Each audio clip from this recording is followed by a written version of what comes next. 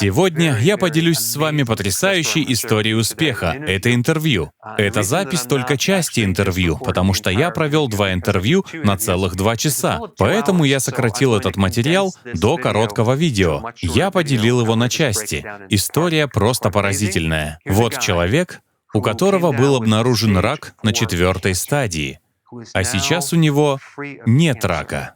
И вот его история. Она совершенно незаурядная. Начнем с первой части, где рассказывается, как он пришел к такому диагнозу. До того, как вы узнали, что у вас рак, у вас был диабет. Какие еще проблемы со здоровьем у вас были? Я записал, потому что список болезней был Длинным. Да, диабет 2-го типа, высокое давление, холестерин, Гипертония. Да. Боль в суставах и в костях, воспаление и псориаз. Ого, да уж. Итак, у вас было все это, а еще проблемы с весом, так? Да, я был очень толстым. Я весил где-то 100 с чем-то килограммов, кажется. Ого. И потом, думаю, где-то, если не ошибаюсь, это было в августе 18-го. Вы пошли ко врачу, сдали анализы и узнали, что у вас высокий ПСА в простате, так? Да. За 2 года до этого у меня начались проблемы. У меня болело вот тут. Я со всем этим ходил к доктору, а он говорил: да ничего страшного, это просто воспаление. Вам надо принимать таблетки, в общем, какие-то таблетки. Глупый. Тогда я настоял, и он, наконец, послал меня сдать ПСА. И у меня было 57. Тогда он мне сразу позвонил и сказал, что мне надо пойти в больницу, сдать биопсию. Ладно, хорошо, я пошел. Мне повезло, я знал человека, который знал человека, который знал человека. Ну, тогда я получил свой ПСА почти сразу, на следующий день. Я был у 2 врачей. Первый невролог, а второй был онколог.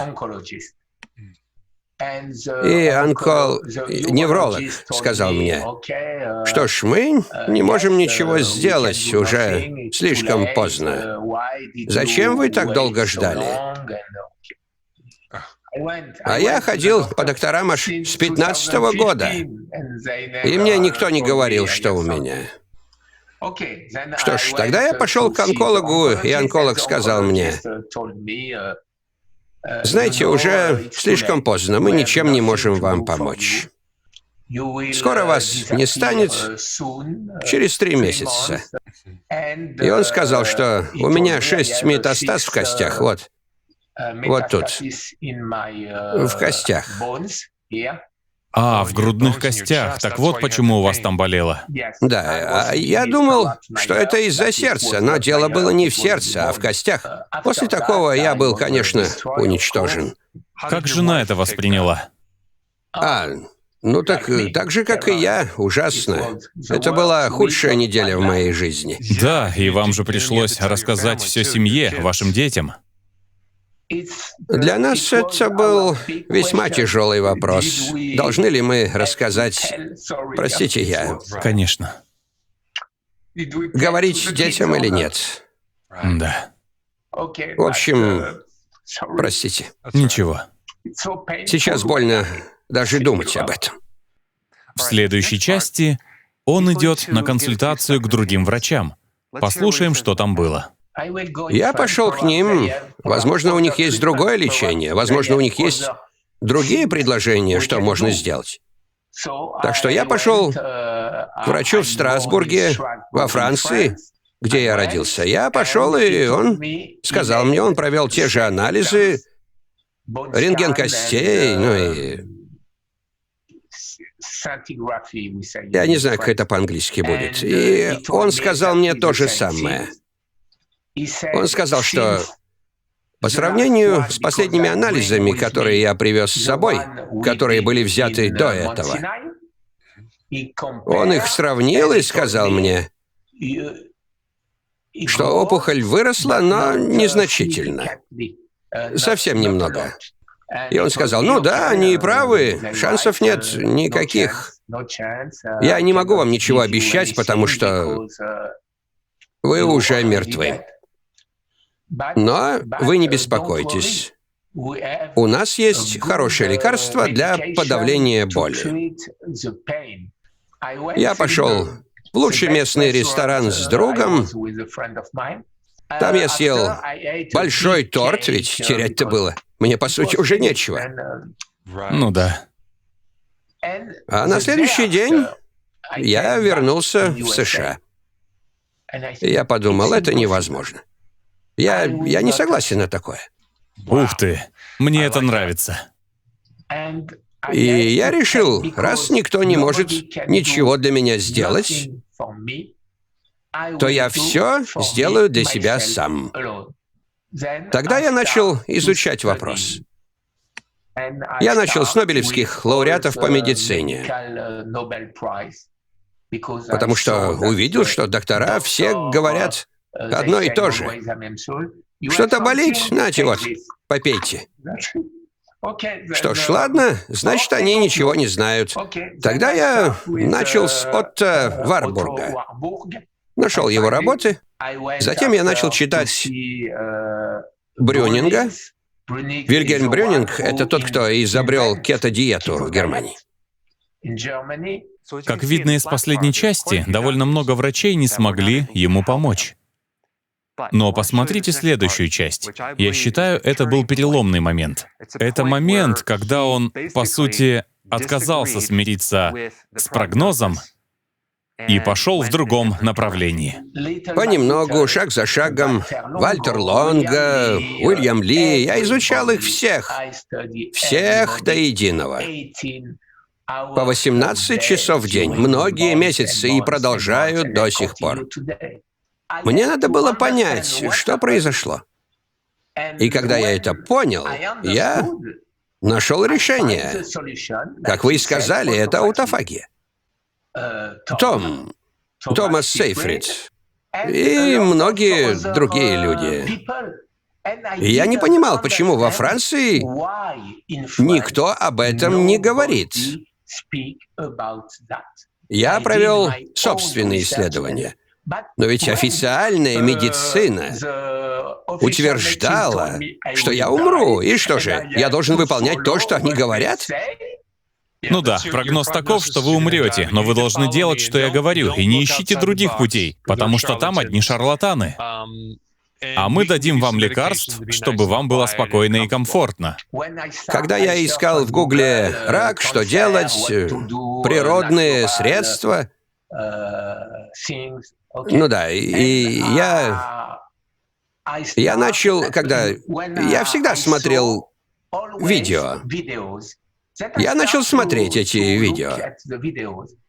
И первое, что я увидел, это были ваши видео. И видео Томаса Сейфрида. Томас Сейфрид исследовал рак у мышей. И вы решили стать его подопытным, как говорится. Да.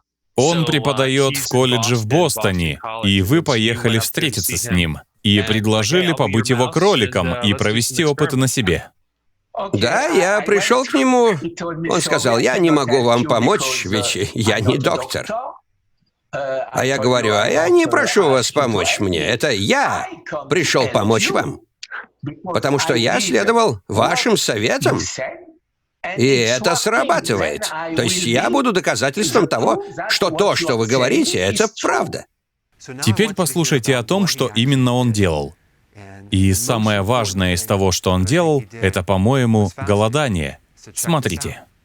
Женщина, она соблюдала тщательную диету, а затем умерла.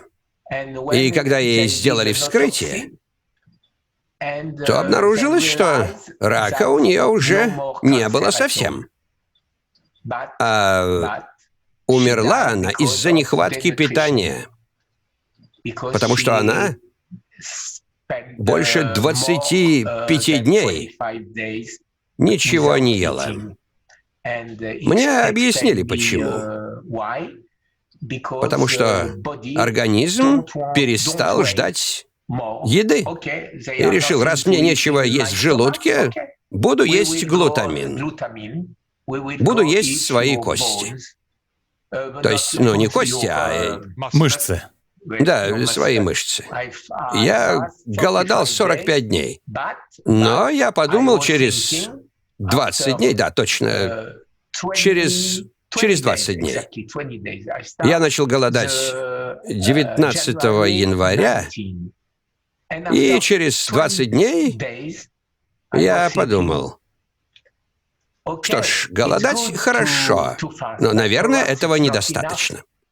Я кое-что добавлю. В последней части я хочу, чтобы вы уловили два важнейших ключевых момента. Первый — это длительное голодание. Он голодал 45 дней. А второе, и это очень важно, он принимал нутриенты все это время, что очень важно для того, чтобы предотвратить проблемы. Он принимал определенные растительные концентраты, чтобы повысить силу организма, убивающую раковые клетки. Смотрите. Итак, первое и, думаю, самое важное — это голодание. И я голодал очень-очень долго. Но, чтобы не давать раку привыкнуть, я менял режим. Один раз я голодал 45 дней, другой раз 3 дня. Затем питался один раз в день, а потом голодал неделю. И так я делал почти 8 месяцев. Ничего себе. За прошедшие 1,5 года. Но я очень боялся, и вы, конечно, понимаете, что не достигну цели и не выживу. Да, для вас это было очень серьезно. Да. А потом вы прибегли к другой стратегии, которая столь же важна. Я о том, что когда у вас рак, есть опасность, что у вас разовьется дефицит нутриентов, если голодать слишком долго. Так что вы делали, чтобы этого не случилось? Я очень беспокоился об этом. О том, что мне сказал Томас Сейфрид. Я никогда не оставлял свой организм совсем без нутриентов. Так что я всегда пил, как вы и говорили, зеленый чай. Пустой зеленый чай. Он не очень вкусный, но я добавлял имбирь, куркуму, перец, а еще немножко соли. Белковые добавки, когда я боялся, что нет белка. Когда я чувствовал большую слабость.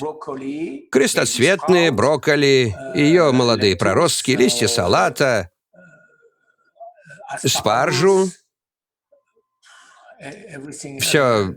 А еще вы принимали концентрат чеснока в таблетках, или же вы принимали БАДы с фитонутриентами из чеснока во время голодания. Я ел, поскольку я не знал, что именно сработает. Так что я ел черный чеснок, я ел обычный чеснок, он вонючий, но... Я ел толченый чеснок. Я принимал тот чеснок, который в таблетках. Ничего себе. Это очень интересный комплексный фактор сочетания мощи голодания с мощью антираковых нутриентов, который так подействовал на ваш иммунитет. Хотя, почему бы так не делать? Иногда, знаете, кто-то говорит, это не сработает, мы проверяли, а потом оказывается, что они проверяли на каком-то синтетическом антиоксиданте, который не имеет ничего общего с самим растением. Думаю, что объединить мощь 2 или 3 факторов вместе — это крайне важно. Раз уж вы приняли такое решение, что «с меня хватит», я не стану, я буду бороться, я не сдамся так легко. Думаю, я довольно быстро понял, что для победы над раком Мне нельзя получать калории при голодании, конечно. Ведь если я буду получать калории, то это уже не будет голоданием. Но надо принимать много такого, что может убивать раковые клетки. И это были единственные продукты, которые я ел больше года. И до сих пор я продолжаю есть только это. Разве что иногда маленький кусочек курицы, но только очень маленький. И где-то, может быть, раз в неделю. Вот такого размера, и все. Больше ничего. И это сработало. И, как я вам говорил, мы рассказывали подписчикам, что я делаю. И в результате этого многие люди говорили: «Вы спасли мою жизнь, жизнь моей жены, жизнь моего брата». Ого. То же самое. И я не понимаю, почему люди не понимают этого. Вы тоже это говорите. Я только что посмотрел ваши последние видео про голодание, про долгое, длительное голодание. Ну почему же все люди, у кого рак, не поступают так же? Я не понимаю, они что, жить не хотят? Я думаю, они хотят жить, но они просто запутались. Они, наверное, не понимают, как это работает. Им говорили совершенно другие вещи. И, к сожалению, они идут другим путем, что очень жаль, но я хочу сказать, что вот у человека есть YouTube-канал, и у вас на канале как минимум 26 тысяч подписчиков. Люди приходят на ваш канал, они туда приходят с раком, они следуют вашим советам и тоже получают результаты. Так что, знаете, я думаю, рано или поздно те, кто не застрял в предрассудках, наконец решат это попробовать. Другой путь — это... Вот вам паллиативные лекарства, полумера. Идите домой, успокойтесь и ждите своей смерти. Простите, но других вариантов нет. Хочу вас поблагодарить, что нашли время рассказать эту удивительную историю. Думаю, она многих вдохновит не только принимать меры, если у них рак, сразу начать голодать и сделать верный выбор, но и уже сейчас пересмотреть свой режим и питаться лучше, чтобы предотвратить проблему, избежать ее, потому что никто не хочет проходить через то, через что прошли вы, этот страх, ситуацию, когда жизнь под угрозой. Спасибо вам огромное за то, что поделились с нами. Я благодарю вас в ответ. Вы ведь знаете, я стал гражданином США 2 года тому назад, и я хотел бы дать что-то моей новой родине. И я это сделал, чтобы спасти жизни американцев. 650 тысяч человек здесь ежегодно умирает от рака. И я уверен, что многих из них мы можем спасти, просто открыв им реальность. Что рак — это метаболическая болезнь, с которой просто и легко бороться безо всяких химикатов. Дайте организму то, что ему нужно. Вот и все. И мне нужна ваша помощь. Мне нужна ваша помощь, чтобы охватить больше людей, добраться до большей аудитории. Людям нужно услышать меня. Вы передадите это гораздо лучше меня, потому что мой английский — это просто кошмар. Я здесь живу всего 20 лет. Но мы живем во французской общине и говорим по-французски больше, чем, собственно говоря, по-английски. Но еще раз спасибо вам. Я надеюсь, вы поможете. Я уверен, вы поможете спасти множество людей. Конечно, если вы это смотрите, поделитесь этим видео с друзьями и родными, чтобы об этом узнало больше людей. Спасибо вам большое. Спасибо.